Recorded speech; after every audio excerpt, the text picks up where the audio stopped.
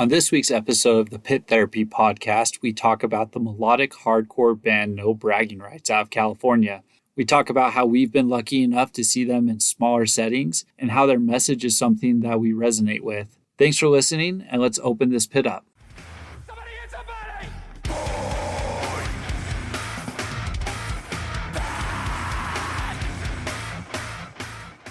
Welcome to this week's episode of the Pit Therapy podcast with me, Trevor. I'm back, and Kyle, and we lost Josh. So you got two or three of us again. Josh got fired from last week's story about deucing himself. So that is the fact that, like, I swear there was like 4 times you guys were like, Trevor's gonna drown. Like, do you guys just like want me to die? Like, I listened to the episode. Hey, dude, it wasn't me that said that. It was Josh that said that. All right. I was just saying, like, I hope he gets seasick or something. And Josh was just like, yeah, I hope he drowns. Yeah. But no, it was a good time. So I was totally offline for a full 7 days. Like, no internet, nothing. Because I'm not paying $50 a day on a cruise ship. Yeah, F that, man. Absolutely not. So it was a ton of fun, though. Our third day, we were in, it's called Coco Cay. It's Royal Caribbean's like private port or whatever that they have. And a huge storm rolled in. And so we were supposed to have till 4 p.m. on the island. They called us back to the ship at 2. And as we were walking, waves were like crashing over the top of where everyone was walking. And so that was a bit nuts. But there was 2 boats there. There was ours and another one. We were the bigger ship and provided some wind coverage for the other ship to get out. But then we got stuck there till 2 a.m. Oh, geez. Well, we got home. And my wife found a video of the ship that did get out. It got flooded.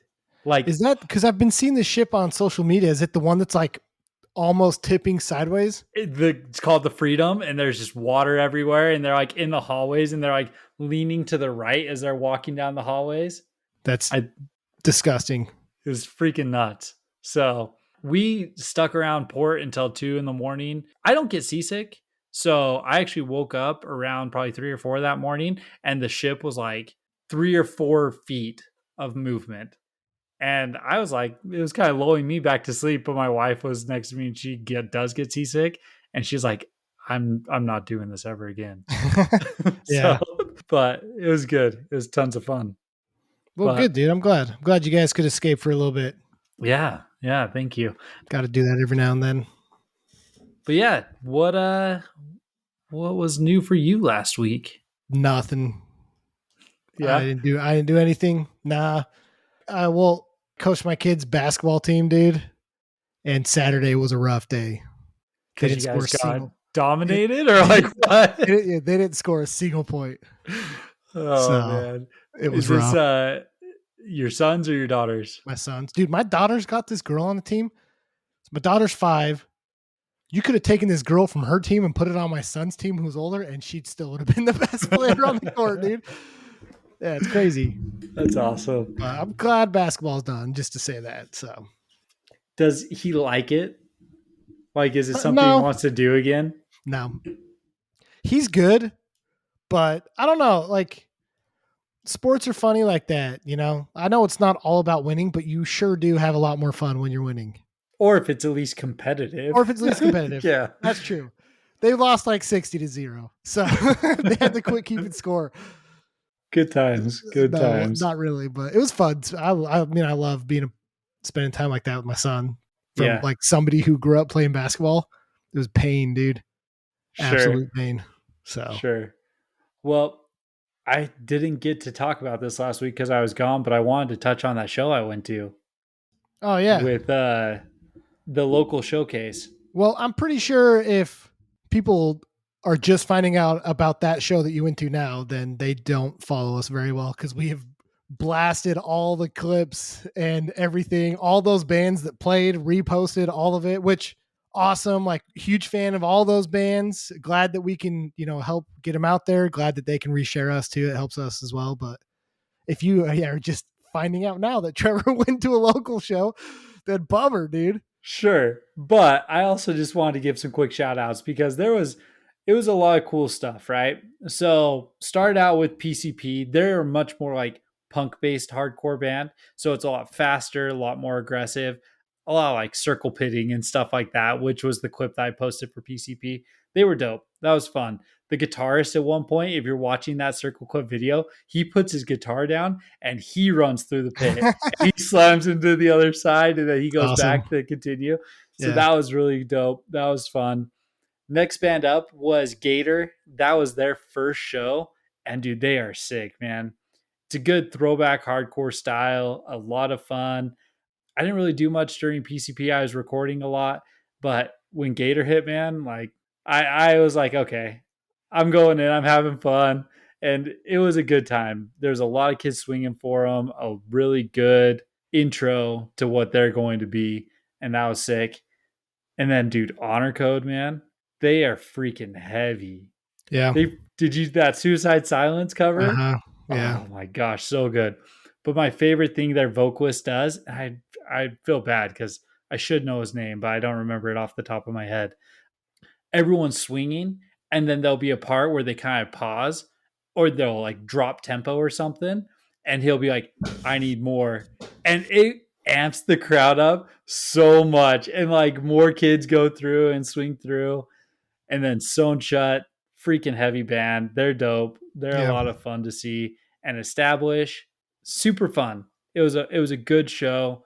It was for a good purpose. Unfortunately, someone in the scene had passed away, so it was a benefit show for that person. And you know, there was a lot of emotions going on. You could see in the crowd, and that's what it's about, right? Like that's why hardcore is fun is the close knit community. So big shout out to Black Lung for putting it on, and shout out to the bands. It was a good time, and I had a lot of fun. And your Yeah. brother didn't swing through. Yeah, no, I got mad at him, but I'm also mad at you for not freaking punching him or something. Yeah, yeah. There's always so much that you can do. Yeah. Yeah. Anyways, No, it's cool, man. Yeah, it sounds like a sick show. so what have you So been listening to? the hot water music dropped a couple songs today, and Yeah. super good. I am just every day getting more excited to see them in May. Oh yeah. Yeah, pumped it. I think that their album will be out just after I see them, so I won't have a time to like really listen and learn their new songs if they play a lot of them when they come through. That's super good. Yeah, a couple really good songs. I'm trying to think of what else, honestly.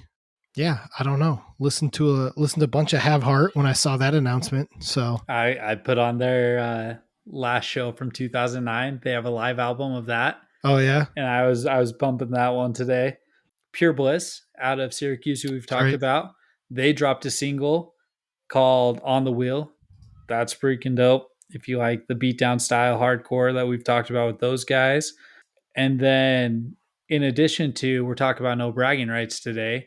The guy who played bass for him on their last tour, his name's Sean Mott. He has been in a couple of bands, but he also does the Metalcore Nerds podcast. He was in a band called Ghost Ship, Ghost X Ship, and I was listening to them like all day. Yeah. So just a ton of that kind of stuff. Yeah, I mean that's what I've I feel been like we're in a little into. bit of a lull right now for new music. I feel like a bunch of new music was dropped like right at the beginning of the year. And yeah, not a lot of new stuff's come out. It feels like maybe I'm missing it, but I don't know. I feel like you're right. Like I haven't seen a ton of new releases. I've seen a few singles and stuff happening, like the Pure Bliss, like the Hot Water Music. It seems like we get some singles. I'm expecting we'll probably have quite a few albums March, April time, because that's also when it seems like touring is picking up Picking up like crazy. heavy. Yeah. One single that I forgot to mention was Ignite, that new Oh, song where nice. they have the vocalist from Comeback Kid do guest vocals on it. Yeah. That song is super good because that's right in my wheelhouse right now. It's Yeah. fast, it's kind of punk sounding, and then with I think his name's Andrew from Comeback Kid with his like heavier vocals. It was awesome. Perfect. Yeah. Perfect Nah. song. So yeah, I just a few singles here and there, but doesn't seem like the last few weeks or month or so that there's been huge album drops. If we're wrong, tell us because we want to get that out there. Yeah. And I am always down for new music. So yeah, definitely send that our way. How about that Sound and Fury drop though? Oh my gosh, dude. It makes you like rethink your entire year It financially. really did, dude. Right? It really did. It's like, how can I afford this? How can I put this together to go out to that one? Because you'd already talked about going out to Furnace Fest because that Mhm. one's going to be incredible as well. Yeah, because But they now just announced it's, a new band on Furnace Fest too, which we'll get to. yeah, Coalesce, right? So Uh-huh. it's, oh my gosh, so good. Have Heart being on there is just the cherry on top. But there's what, 20 bands Yeah. who are incredible. So I've done some thinking though. Okay. I don't think I'm gonna go to Sound and Fury. And I know we were talking about it, That and was I a think I'm gonna change of back out. like 48 It hours. was, it was. Here's my reasoning though. I'm in my nostalgia era. All right. Okay. The only like nostalgic band really from Sound and Fury that I'm looking at that I like really would want to see is Have Heart. Most of these other ones are like, current bands, Anxious, End It, Fiddlehead, Fleshwater, Harm's Way, Koyo, it's not really as much of a nostalgia bands that I'm never going to be able to see again. Whereas Furnace Fest with like Poison the Well, Coalesce, Sky Came Falling, Yeah. those are bands that I'm probably never going to be able to see again, you know? That's a So, fair point. That's a fair point. I will say on the announcement, it does say announcement number one. so that's only like half I the bands. uh or there might be some big names that are just going to drop that they're Yeah, going to continue to add, which maybe I'm wrong about that because I feel like Have Heart would have been one of those bands that you'd keep in your back pocket. for The only sure. reason they may have done that is Half Heart announced the 5 shows together that they were going. So maybe they were Yeah, gonna but see, none of do those that. shows extended into October. So there's a chance maybe that they get put on Furnace Fest. I don't know. Maybe, maybe, maybe the But payday's too big. here's what I'm going to say to these people. Stop with the festivals and just do a tour again. Like, I don't want to fly to California or Alabama for this. Just do a freaking tour like Warp Tour again with all these hardcore bands. It's all the same bands except for like one or two differences. Oh, you're talking about the festival promoters themselves. Well, like bring back Warp Tour and put all these hardcore bands on it and Yeah, let's go. Like, stop doing one festival in California with all the same bands as the other festival in Alabama. Just run it through the country, you know? yeah. Bring it back.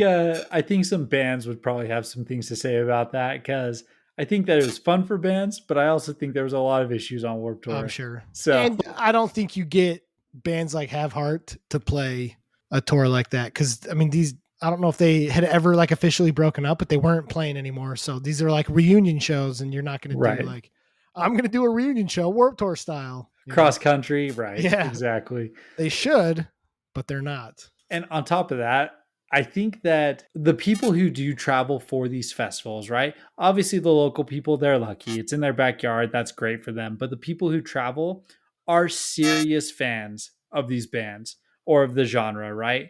And so the shows are amped up a little bit more because they paid a little bit more. They Yeah. put more involvement into it. You're going to So, get your money's worth, man. If you're yeah, dropping $300 on a plane ticket and another 300 for a hotel, like, yep. And then the yeah. 150 for the tickets. So, your $800 weekend to see these guys before food and Hmm. water and all that kind of stuff. So, Yeah. it's, I don't know. I'd love to see a cross country festival style tour again. I don't think it's coming back, I don't either. unfortunately. I don't either. Just But huge bummer. Maybe we'll get like one every 10 years or something where it's like just a a huge. reunion Warp Tour. Well, that's what When We Were Young felt like. It's like those are literally all the bands that toured Warp Tour every year. Yeah, but I'm saying like the actual cross country festival. Maybe we get like every 10 years, someone forks out the money to do it. It's probably impossible to do it anymore. Too expensive, I bet. I don't know. Just charge $75 a ticket instead of 25 Can you believe that we paid $25 a ticket for Warp Tour for Warped Tour to see what? Probably 15, 20 bands? throughout the day. Yeah. And Like I that's mean, how many we actually saw. There were more playing, but that's probably right. how many we actually saw. And if you wanted to run around, you could see a few more if you wanted Yeah. to catch just a couple songs. So, but no, it was insane. It was insane. And Yeah. the level of bands were insane. Yeah, it's crazy. Yeah. I miss it. It's yeah, me too. Me too. But you're lucky. I feel like every time I look on Instagram or something, there's another festival in Texas popping up though. Yeah, but they're never like the good hardcore festivals never come here. It's all metal festivals, and I don't want to do that. I'm all I right. don't know. I'd go see it. Like with Blood Comes Cleansing just played some barbecue I fest know or there something were like literally that. like only two of those bands that I would have seen. The rest of them were just like Yeah, but how much was the ticket? I don't know, probably more than I was gonna spend. And it's like I think they did it down in like Arlington, which is like an hour, Dude, you're just 15-minute making drive. excuses at this point. Like, come on, man. Okay, but yeah, but I don't like. I was willing to drive to Denton in March to go see the Not Safe for Weekend festival that has like Incendiary and God's Hate, Yeah. but I'm gonna be freaking out of town. But I was willing to drive that one, and it's the Yeah. same. That one's like an hour and a half each way. So I'm Okay. not doing that for a metal festival that like I don't have hair to headbang. Like I'm not like what am I gonna do? You know? Dude, you're such a hater on metal right now. I am. It Like sucks. Today I'm all business. All right. all business. I know. And listen, we're both big fans of this, but dude, you're gonna fanboy over this no bragging I know. rights band. Hardcore. I am going to. And you know what? I'm not saying I sabotage Josh, and that's why he's not getting on, but you know, make everyone aware that Josh doesn't really like this band. So it's a good thing that he didn't join because I wasn't gonna sit there and listen to him say crap about a band that's awesome. Absolutely. No. So we're talking no bragging rights today. We've been big fans of these guys for oh man. You had said the other day, it feels like we've been listening to no bragging rights forever. Yeah. It's not quite the case, right? Like we caught Anatomy of a Martyr probably 2007, 2008 is I think it dropped in 2006 or so. That was our first introduction to these guys. But really like where we kicked off with these guys was the Consequence of Dreams, Yeah. 2009. When you think back on no bragging rights, what was it that drew you to these guys maybe more than some of the other bands at the time who were doing a similar style?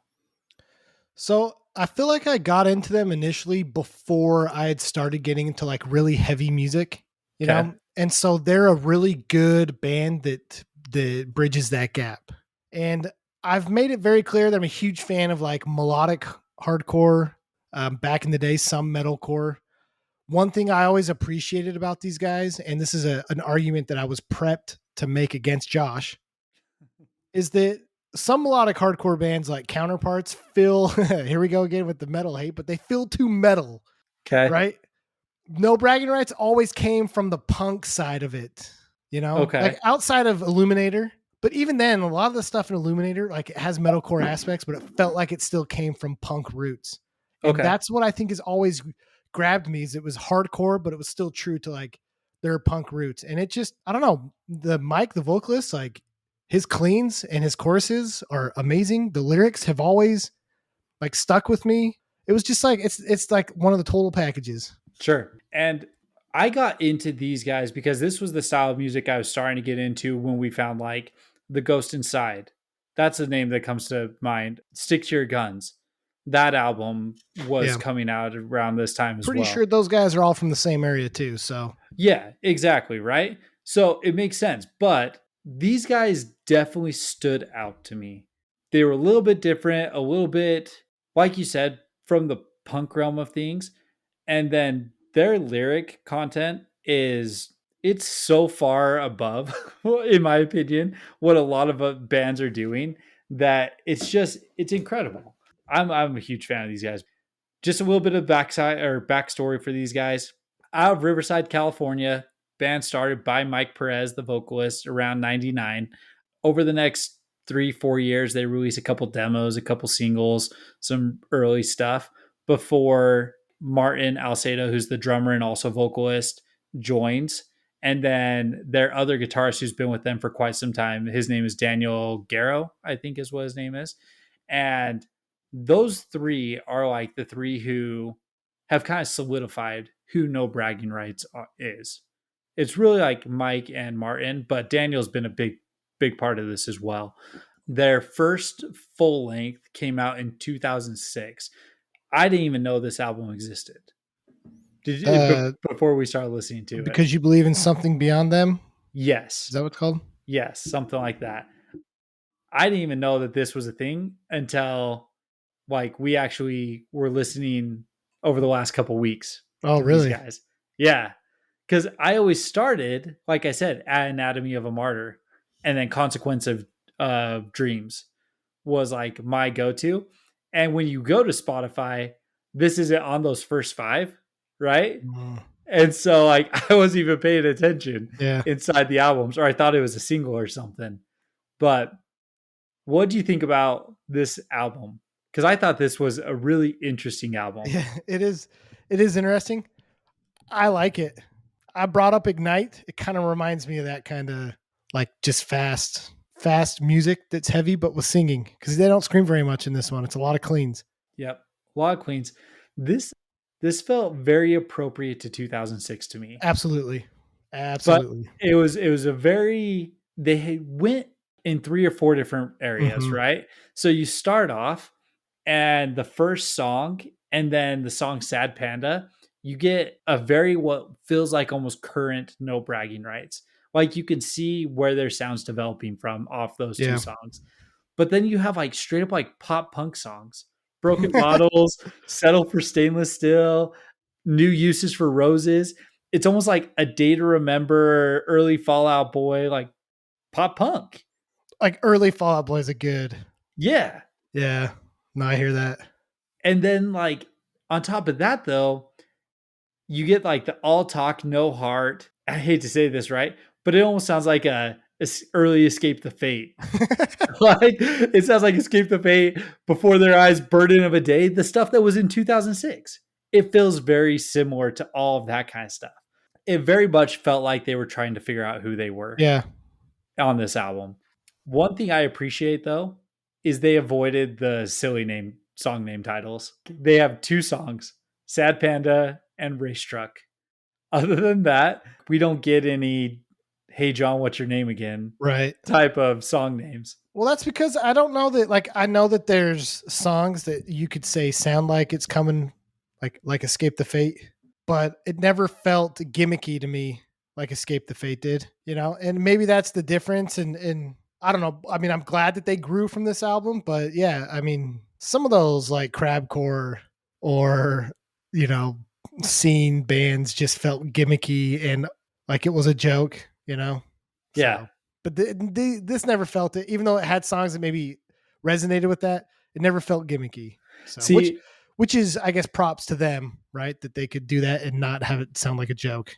and this is where like I feel like they like wanted to be part of the scene because those were going to be the bands that they were going to start to tour with and stuff like that. But they also wanted to like be true to themselves. They come from a hardcore background, right? Mike has said he wanted his vocals to sound like the guy from Ignite. Like he gives a lot of credit to the band Ignite as being like the first hardcore band that he Sweet. got into and stuff. And you're not getting silly names off an Ignite album. And so like they were kind of like walking that line and they it was appropriate they stuck to the right side of things. I think. We could be talking about a very different band. If, Oh, so different. So on to Anatomy of a Martyr. So this is the first music that I remember hearing from No Bragging Rights. Do you remember like either the first song or like no, I mean, honestly, no, I don't remember. Like I remember it as I went back and listened to it. I was like, okay, this sounds familiar. Like I know Mhm. I've listened to it. I remember the album art. Like I very much remember this, but I don't like really remember the music like I did everything after this. Right. The only thing that I do remember, and I remember it probably being the first or second song I heard, was Breaking the Fourth Wall. And Yeah. the reason why is it sounds like a scaled down version of As I Lay Dying. As I Lay Dying Confined, like listen Yeah. to those guitar patterns and stuff like that. It's very similar to that. But even this was more metalcore. Yeah. Like this is a more metalcore sounding album as well. Like from a guitar riff standpoint, yeah, Yeah, yeah. for sure. One thing I will say, and we'll get into this when we talk about Illuminator, though, is I do feel like they've struggled a little bit with like, and maybe it's not a struggle. Maybe this is what makes them unique about tiptoeing that line of like, is it punk influence? Is it metal influence? Like some songs can bleed it very well. Some, don't. Not that they can't, but they don't. And it's very hardcore focused and others more metal. I don't know. I think it shows a lot of like their talent as musicians, but I'm a bigger fan of their like cycles type sound, Yeah. than I am this and Illuminator. So Yeah. No, I tend to agree with you. I actually like the Anatomy of a Martyr probably more than I like Illuminator. I do think that I don't know. I don't know why. Maybe it is because I'm trying to compare it to like As I Lay Dying and stuff like that. And Illuminator to me felt it felt like they started to fall into the scene too much. Like that's the one album that if you're going to say like I don't want to say sold out, right? But it was the one album that I feel like they probably tried to adopt the scene more than just stay true to kind of the sound. And I could be completely off, it would right? be interesting. It would be interesting. This is all from the perspective of you and I and how we've seen Exactly. it. It'd be very interesting to see what they say about it because generally online, it's not a super well received album. To most people, No Bragging Rights doesn't start till Cycles, Which which is a just huge bummer because The Consequence of Dreams is like is incredible. so good. So So this one though, hold on, this one's on Pure Noise. This is one of their first Pure Noise things ever, right? Consequence of Dreams is the first Pure Noise release ever. Anatomy of a Martyr was produced by someone else. Pure Noise re-released it as pure under Pure Noise Entertainment. But Okay. the first one that Pure Noise did and helped with was the Consequence of Dreams. Okay. Okay. Then I got, okay. Makes sense. Yeah. Yeah. So freaking we can thank No Bragging Rights for putting Pure Noise on the map. Like Yeah. we love Pure Noise bands, and there's I know. so much good happening right Yeah, now. no, seriously. I mean, So we'll get into one of the best releases to come out in the last couple of years on Pure Noise, which was the self-titled No Bragging Rights album. well, there's that. I mean, Koyo's huge. Less Than Jake ended up on Pure Noise. Like, Dude, there's so many. I think, yeah, like Inclinations on there. yeah, I mean, we could go down the list. On Pure Noise has some of the best music around. So, absolutely, yeah. absolutely. No Bragging Rights, and the story so far put Pure Noise on the map, right? Like, so Exactly. it's no wonder that we like these bands as much as we do. But let's talk about the Consequence of Dreams. So this 2009, this is where I feel like Mike found like his lyrical chops. The song that like made No Bragging Rights for me, A Shot to End This All, it Mm, solidified them in terms of like the lyrical content. Those it's such a brutal exchange to think of like two people standing there in like a mental breakdown or a physical breakdown, just being like, I'm done. I'm yeah. done. It's gut wrenching. The chorus in Home Away from Home. Yeah. I'm trying to remember the exact lyrics. Is it Home Away from Home? No, I might be getting it mixed up. Yeah, where he's like, my heart knows what it wants, and yeah, just it's I don't know from this album on, like all these choruses, all the like lyrical stuff is just so well done. It's just so well done, and it really does hit home. I think from like a personal standpoint, a lot of the songs and cycles I think hit me a little harder. Mm-hmm. But yeah, you can definitely everything in this album is just spot on. Yeah. Obviously, growing up in Utah and moving up to Logan as part of that, like Ode to Logan, that was a calling card for us. Yeah. It was their little love letter to all the Utah kids, but not really. I'm just making that up. Hey, they have not denied it, so I don't know if they have. That could be a lie. But the intro to this with like the intro song that's just like the breakdown and like gang vocals and stuff. And then it goes right into the to the people I consider cowards, and he starts singing. And I'm just like, dude, this is so good, Yes, so good. so freaking good. So this was actually when I first saw No Bragging Rights. So Okay, when I lived in Logan, somehow someone convinced No Bragging Rights to stop and play at this little venue. It was actually a big venue, but it wasn't set up for concerts or anything like that. Like they just wheeled in their amps, floor show, right? and there was like 10 of us there. It was like me, Josh, and just some random people that I don't think they knew what they were getting What they were into. doing? It's probably Yeah. like staff from the venue. Yeah, it wasn't even a venue. Like, that's what I'm saying. It was Yeah. like a wedding reception area kind Huh. of thing, and they just, like, set up stuff and just started playing, and we took Derek Woodbury with us as well. Remember Derek? Yeah. So, he lived right above me when I was in college, and he's actually the one who burned this CD for me, and so it was, like, us 3 and then, like, 5 or 6 other people, the guy who, like, booked the show and a few of his friends. Yeah. But dude, it was so fun. I saw them like, when did you say this was? This was 2009. It was the end of 2009, Okay. Because they played Warp Tour like that year or the year before, right? Or somewhere in was there. or was it after? I can't remember, but it was around this album because Cycles wasn't out yet. It was Yeah, around this album. yeah, And I remember Warp Tour, and back in the day, right? Like, you don't know what these guys look like. You know what I mean? Because back in the right. day, like, you just find an album and you listen to it, and it's sick, right? And unless you get to see them live, you have no idea what these dudes look like. So I go and see them at Warp Tour, no clue what these guys look like. Mosh for them, go crazy for them, all this stuff. See them up on stage like later in the day at Warp Tour. I see one of the guys, I think is their guitarist, moshing for another band and like about to get in a scuffle with a couple kids. Me and a couple other friends run and just like tackle those kids. And we're like, no, you do not get into it with these guys, man. And he like, the guy came up after and like fist bumped it and stuff. Cause you know, I think I don't know. I think that was 2013. I'm trying to Google it Was right it? now. I think that might have been later. That might have been right after Cycles had come I out. don't feel like they played Cycles though. I don't know. I could be wrong. Anyways, I'm getting old and have dementia. So I'm trying to quickly Google it for us to see. regardless, But I no, got that's I got their hilarious. back. Just kidding. That sounds super corny. Well, I was gonna say, like, you talk about the intro, this is where it ends, all fear, all doubt kind of thing.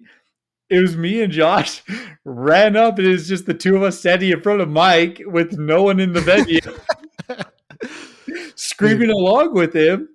And you know what's funny? I was gonna save this story for the end because I saw them last year, you know, yeah, and that's literally what I went through in Dallas. And I yeah, felt super bad for him because there was maybe 15 of us, 20 of us there. There were 3 of us that like knew no bragging rights. And he stepped off the stage because it's this little tiny stage in this bar. And he stepped off the stage, like on the floor with us. And me and these 2 other kids were just like, it was like we were in a football huddle. We were like right up in each other's faces, just screaming in the mic. And like, I like shows that are packed, but to be like there and just like me and 2 other dudes that are obsessed with their music, just singing every single word with Mike was like an incredible experience, you know? that's way dope. That's So way sick. it's kind of funny though that we both had the same experience with no bragging rights 10 years apart.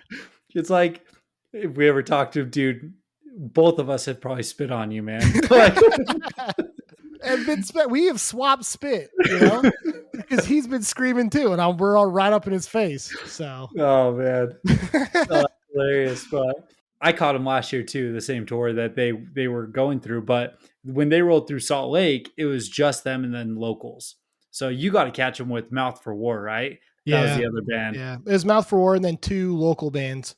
2 locals. That's right, dude. I was so pumped to see him last Yeah, year. It was so good. It was so fun.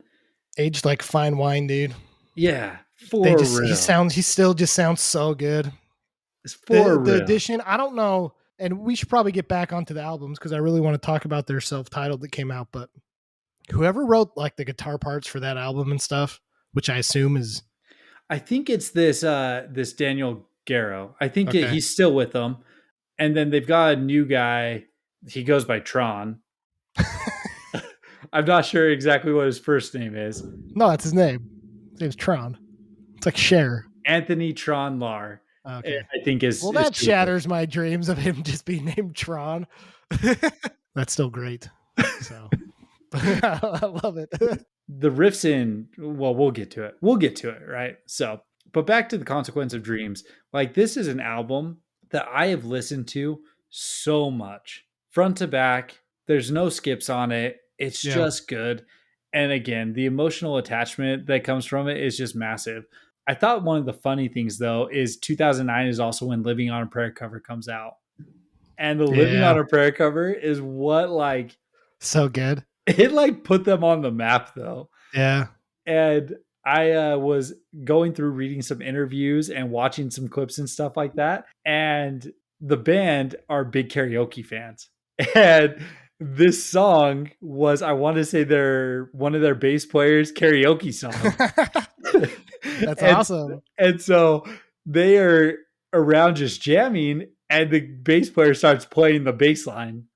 And they thought it was just funny, and as a joke, they recorded it And and then that's it. released it as a single, and that's what made it happen. Nope. And then it blew up on Apple, and so they don't play it a lot anymore. But Well, I don't even think Bon Jovi has the right to play that song anymore. There's I a don't know. fact. There you go. There's a fact. Bon Jovi can't even play like 80% of his music live because his record label that owns the music won't let him. Oh, serious? Yeah, it's jacked up. What's Well, funny about this Living on a Prayer cover is if you go to Apple Music yeah. and you look at like what do they call it? Like similar artists, you know? Like Oh, okay. Yeah. yeah, I don't know. Again, I'm having a mini stroke. Sure. The bands it recommends is like Nickelback, and I think Journey's on there and stuff. And Nice. my wife was looking at it, she's like, "You listen to bands that are recommended to Nickelback?" And I was like, "Well, first of all, yes, because I don't care. Nickelback's awesome. Second of all, it's because they covered Bon Jovi, and that's some weird Apple algorithms. Like they got Living on a Prayer. We're going to recommend Nickelback for it then." That's hilarious. Illuminator, 2011. This is their follow-up album to the Consequence of Dreams, and that Consequence of Dreams like put them on the map, right? This is the one where for me I struggled with it, which is weird because I love this style of like Yeah, metalcore. But like No Bragging Rights has I have such like an emotional attachment to a lot of their stuff that the fact that I didn't get that emotional attachment to this album, I think is what made it just kind of fall off for me. yeah. You know what's funny is like my hate with metalcore. Listening to this album today, I actually like it because I feel like they do better this kind of metalcore than anyone does today. I don't disagree with you. If this album gets released today, it's huge. They're huge, You right? think? Because you're playing this with like all those metalcore bands. That's true. Maybe. Like I I feel like said, the there's heavy such parts of this album are like way heavier than like any of those other bands. Like the breakdown in Sixth and Main, it's crisp, dude. With that double bass pedal and stuff, it's crisp. And right. the guitar that's like, it's dope. And I will say, like, I don't like I said, this is a style of metalcore that I actually really like. And I actually like the album if it wasn't No Bragging Rights. Does that make sense? Because Yeah, like I said, I have such an emotional attachment to the other stuff. that makes. I get that. I So get like that. it's a good album. And like you said, I think it stacks up well to a lot of current metalcore and old metalcore actually. But I want the gut wrench. You know what I mean? Yeah. Like I want to like be teary-eyed at the end of a song kind of All thing. right, dude. Yeah, no, yeah, I No, it's a good album, and I was actually going to call out the song "And They Threatened Us with Fire." I used that song on one of our stupid memes that we've made. yeah. The freaking breakdown in that, it has the vocalist from "Destruction of a Rose" on it, Okay. and dude, that is a fantastic Yeah. breakdown. It's So like good. almost. It's like almost gent. You get some of those like really weird guitar tones on the breakdown that Well, and almost sounds then genty. the guest vocalist where he goes like it's low, he's like bow down, and then he goes super high, and it's just like almost shrieking. Like, oh Yeah, but dude, I didn't really like his high stuff. It I just do for sounded really weird. I do for that breakdown, man. Like I thought that it hits so good. I was actually listening to that song in the car with my wife, and when he started screaming super high like that, she looked at me and was like, "What is this?" And I was like, "Yeah, we don't talk about this one." So That's funny. I went back and listened to a little bit of Destruction of a Rose today just because of that song. So, which I think they only had one album. Anyways, we don't need to go on this one too much. it was received well enough. They actually booked some big tours off of this, that the next album, Cycles, got picked up by a bigger label. So they were on Entertainment One Music for Cycles because of the success of Consequence of Dreams and Illuminator. Mm. And it's weird because Cycles was not a good release at the time. It didn't perform that well. Yeah. At least from what I heard from interviews with Mike. But go for it. Like, this is your album. This is your album to talk about. Yeah, this is their best album by far. I mean, it almost gets cliche when you say it's an album that like you can listen to without skips. And I'm not exaggerating. There's not a bad song on this album. It is so good. And I don't know. I don't know how else to say it outside of everything that we've already said about these guys. It's just so good. A lot of the lyrics, like the chorus in Appraisals and Emissions, where he's like, I said thanks for nothing. It's like, you know how many times in my life where I've like been in situations and looked at people and been like, yeah, thanks for nothing. You know, like just stuff like that in this album just hit me really heavy, you know? Like The Hope Theory, like the intro with Advent and Change, where it's like the slow intro and stuff to like all the chanting, and it's just so good.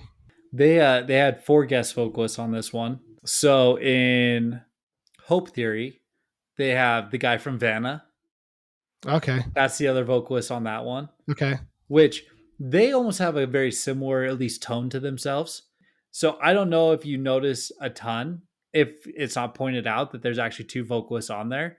I really like it. Once you do know that there's 2, there's just enough that they bounce and they play off of each other very Yeah, that well. first breakdown at the beginning, you can definitely hear it. I didn't know it was the guy from Vanna, but it makes sense now that I'm listening to it. The one that I love, though, and I might catch hate for this, but I freaking love For Today. And Maddie Montgomery's is the vocalist on Cycles. That breakdown, what does he say? Something like, I refuse to be a monster or something like it. Oh my gosh, dude.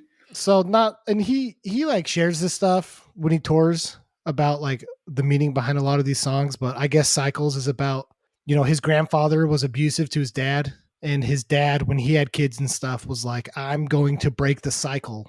Right. So it's kind of like a story of, you know, his family and, you in your legacy and your heritage about breaking cycles of the negative things that our parents have done to us and grandparents and things like that. And that's like a super relevant thing even today, you know.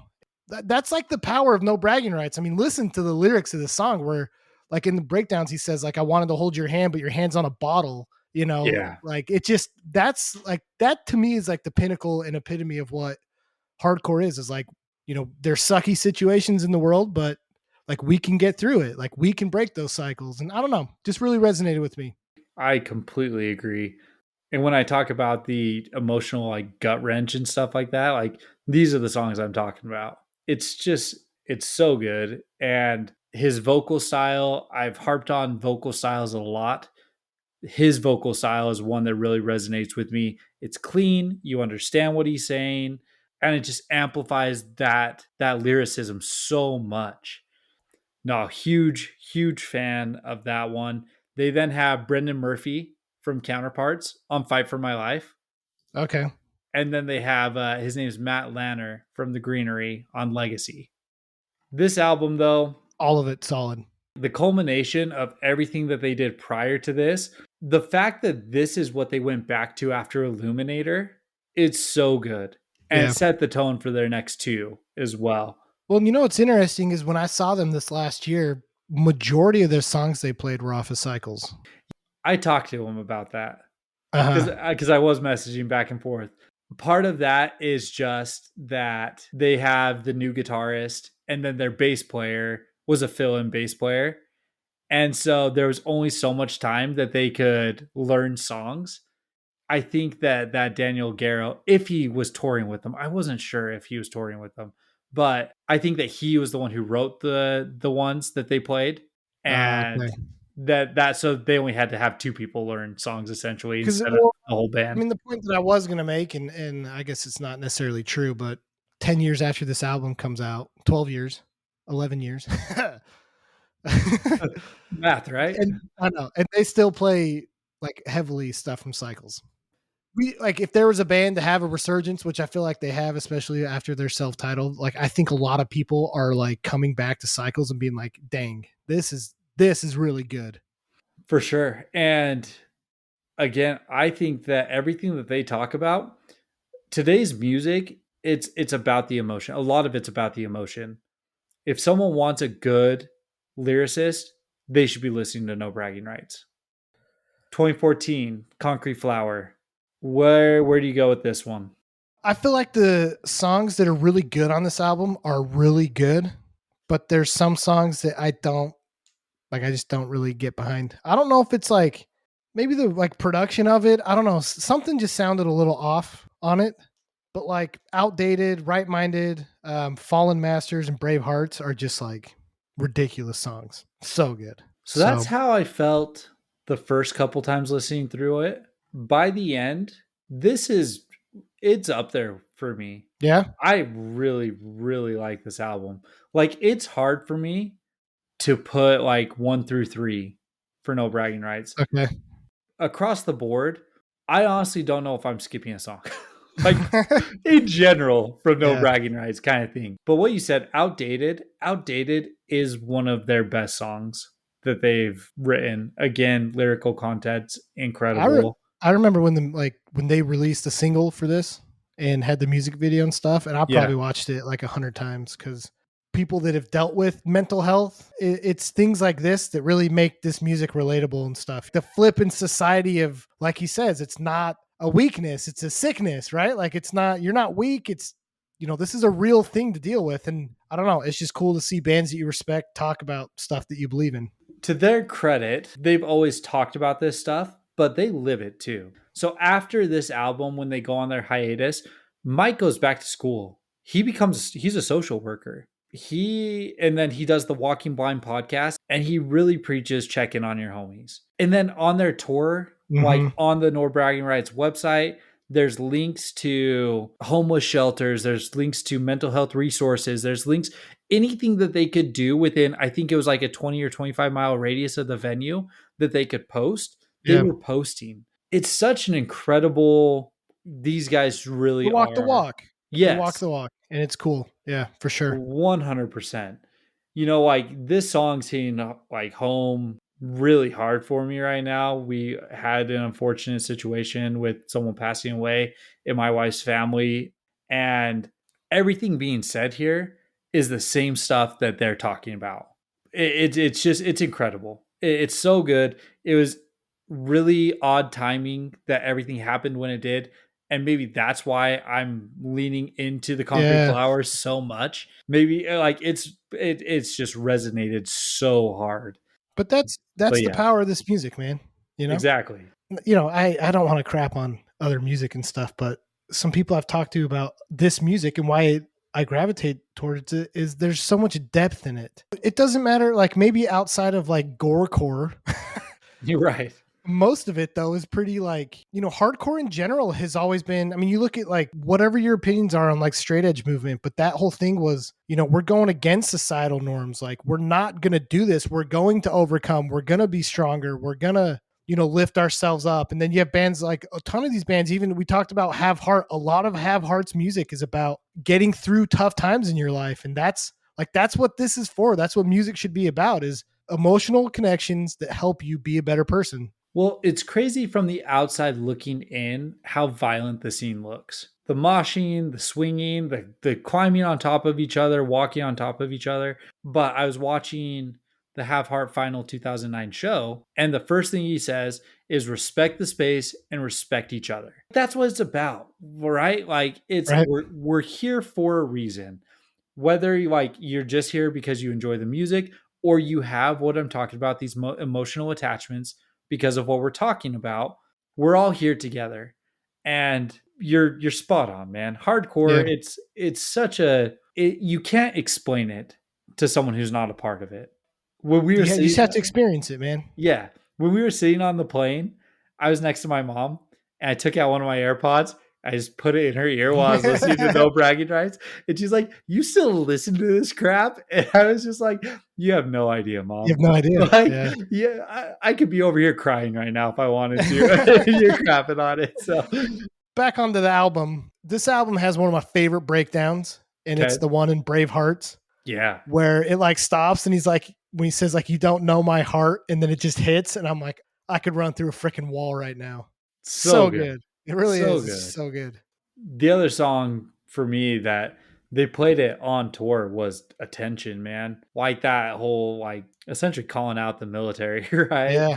Like That's it, the one where it's like thanks for your service. Now die in silence. yep. Yeah, dude. Yeah. That is again, it's a brutal Like, lyrical song. yeah. Yep. Like it hits home hard. I had military family. A lot of people have military family, and I'm thankful that my family has not suffered tremendously from that time, but I know a lot of families have. And the VA system, as much as they try, it's not great. And again, it's just putting more attention on mental health and mental Yep. awareness and everything like that. So you practice what you preach. 2015, they go on hiatus. And did you know much about the hiatus? I didn't know like anything until like today. But they actually were in a serious bus crash in 2015 in Oh no, Ireland. that's right. I actually did know that, but I think I read that when it happened on Facebook. Okay, yeah, So it's like reminding me of this. yeah, so they were in a serious crash. They released a small documentary. It was like 10 minutes long on YouTube. Basically, like they just said it put us in such like a financial burden, and the way that it happened, like the impact that it had on all of us, we knew it was time. They go on hiatus from 2014, 2015. Like I said, Mike goes back to school. A couple of the guys do other bands, a few other things, but they always stay in touch, and they get back together in 2020 ish, Hmm. COVID time. Yeah. And they start floating around the idea of the next release, which is the self-titled. And I will let you take it from there because this is another one that I Yeah, know that you're all dude. about. I I've probably listened to this album a couple times a month since it came out. So again, I'm a huge sucker for melodic hardcore. The that change in sound, because they've done a little bit of it in their other albums, the going the full blown into the melodic hardcore, this is done so well. It's done so well. Like, and this is where I was going to argue with Josh. I would take this melodic hardcore album over any Counterparts album. And I'm a huge Counterparts fan. Huge. Yeah, I've been a huge Counterparts fan since the beginning. It is so good. And again, like, I think one thing that we alluded to this a little bit, and this is kind of with my comparison to Counterparts, is life's hard and sometimes depressing lyrics, like Counterparts has gotten more into lately, gets a little daunting to listen to consistently. Putting this album on that is talking about serious stuff, but in a way that we can overcome it, I feel like emotionally and where I'm at mentally is way better for me. sure. And Sure. so maybe that's why I've gravitated towards it more than some of these other ones. But shoot, dude, like Regret, the end part in Regret where like he just like stops and screams like it's just one more step. Like, dude, absolute chills, man. Like it's Right. incredible. Breaking Point, where it talks about getting out of like an abusive relationship and how, like your worth's not defined by anyone else. Like the way that he wrote that and how catchy the freaking choruses are, it's just so dang good. It's incredible. It really is. Walking Blind comes off of this album. The Weight, dude, the breakdown in The Weight. You want to talk about something heavy that feels like you're like being weighed down? That breakdown is insane at Yeah. the end. So freaking good. I'm right there with you. I freaking love this album. Like I said, I have a hard time even deciding like what's my favorite kind of thing because it's just all it's incredible. It Yeah. really is. The Love end it. part in Walking Blind, the song where you like think it's gonna end, and then all of a sudden it just hits, and like this super melodic part comes in that's just instrumental. Dude, out of this whole album, when I first listened to it the first time, I was just like, ugh, it can't get any better. And then the next song came, and I was like, it can't get any better. And it just kept getting better. And then the way that it ends with Unapologetic summarizes so much of who Yeah. No Bragging Rights is. And the message that they're portraying. It's so good. And one of the funny things that in the interview I was watching with Mike, he was saying, someone asked because he was a school counselor, and the guy said, "Did you ever like tell the people that you were working with or the people that you were helping that you were in a band? Do you ever think like your music could help them?" And he's like, "I tried to keep my professional life and this life separate." And he's like, "But there's tons of times where like, oh yeah, like Hey, check that out would this probably song, help man. you." It might help Right. you. But he was saying when he was working with kids, with youth, they came to him and they were like trying to get through some of these emotions, some of these feelings with music. And he's like, "Yeah, I encourage you, like do it." And they're like, Yeah. "Well, like, how do you know?" And he's like, "Oh, I've got a friend. I got a friend who did all this." And then it's, I guess, on like the last day that he was at that job, one of the kids said something to the principal, and they're like, "Well, why don't you ask Mr. Perez about that? Like, he's traveled all over the world." And they're like, "What do you mean? Like, why have you traveled all over the world?" He's like, "Oh, he's in some sort of rock band or something." And they're like, "Oh, really? Like, so your friend was really you?" And he was like, "Yeah, like it was." So to write this, but then to be so humble not to like shove it down someone's throat and be like, "Hey, I got a song for you." Yeah. Right? Like, just It's just, yeah, so it's the cool. fact that they walk the walk. And honestly, like, people are going to listen to this episode and be like, bro, like, get off their balls or whatever. But it's like the music is just so good. We've talked about this. It's something that I feel like for the most part, you can just listen to outside of maybe a few songs off of Concrete Flower that get like pretty heavy. Most of it's just like, it's easy listening, but it's still heavy to where you can still rock out to it. It's emotional, but it's positive. Yeah, And like, they're good dudes. Like, we've talked to them. They're good, solid guides. And this is the type of band like where I feel like if I'm gonna fanboy over, I'm glad it's someone like them, you know? for sure. I'm right there with you. Could be a better group of dudes. And again, if you've made it to this point, go check out the Walking Blind podcast. Go listen to what Mike has to say about that kind of stuff, the check in on your homie thing that they're doing. There's so much good that comes from these guys. Yeah. You're absolutely right. They're a band worth fanboying over. And I hope that this doesn't get too cringe for people, honestly. Dude, But it might. I probably listened to 20 plus hours of No Bragging Rights over the last 3 weeks, Yeah. 4 weeks kind of thing. And it was fantastic. I wouldn't Yeah. change it. Like I So said, I mean, I can go grab the vinyl for the self-title. It's in my closet. I I just literally, bought 4 of them. yeah. So yeah, I literally put it on all the time. Good stuff. And like, if this type of music isn't necessarily your thing, like they've got a few other bands. I know that Mike is a vocalist for a band called Burner State. Burner State. Is that Is what it that it? is? I don't remember. I feel bad. I think it is. Yeah, Burner State, which is basically sounds a lot like Ignite. It's really good though. Okay, It's really good. It's more on just the straight punk side. cool. So really good. And then the drummer, Martin, Martin plays Alcedo. in, yeah, he plays in Alpha and Omega, and Dismadre, which Dismadre just had, yeah, that single with the guy from Zabalba, and Yeah, dude, sick. it's It was so it's good. like disgustingly good and heavy. So Yeah, yeah, yeah, if that's kind of more where you lean on like heavier stuff, like go support these guys because they're worth supporting. So 100%. So totally agree. I think, is it you or Josh who's supposed to go next? I think it's Josh. I think, yeah, on the last episode, I told Josh, and I'll say it again, but we got a couple really cool episodes here coming up. If you've listened to all hour, 50 minutes, 60 minutes of this episode, make sure you check out the next couple ones because I think they're going to be real cool. We got some cool stuff brewing. I think the next episode, we're going to do some more local bands, though. Yeah, I believe so. So I have an idea of a band that I want to do. I think that you've kind of molded around that stuff as well.